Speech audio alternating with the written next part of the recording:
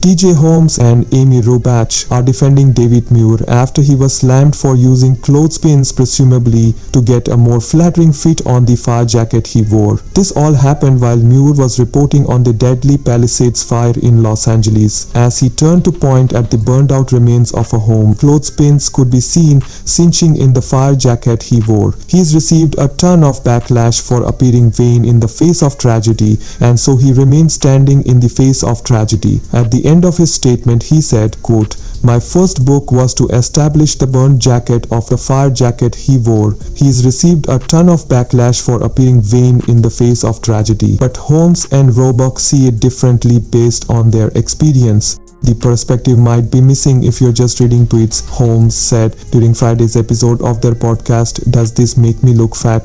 One criticism of Holmes specifically is that the perspective might be missing in that, oftentimes, illustration, and I don't know if he does, travel with a producer or even a wardrobe person whose job is might be looking at your phone, getting the latest, looking at notes or doing something, and people are pulling and plugging things onto you, the mic and the FB and all these things, Holmes explained. You don't even know what's happening to you, and someone could have made the decision of, let me do this with the jacket. We don't know. TJ Holmes and Amy Robach are defending David Muir after he was slammed for using clothespins presumably to get a more flattering fit on the fire jacket he wore. Seen here December 13, 2024. He continued, "But just a little context. The guy works his butt off. You don't like what he did? Fine, it's just a lot to be piling on." Robach added that when she was reporting from the site of a disaster or terrible crime, she made an effort to not look too glamorous. "I have taken great care as a journalist to not seem as though I'm concerned about how I look in that moment," she said.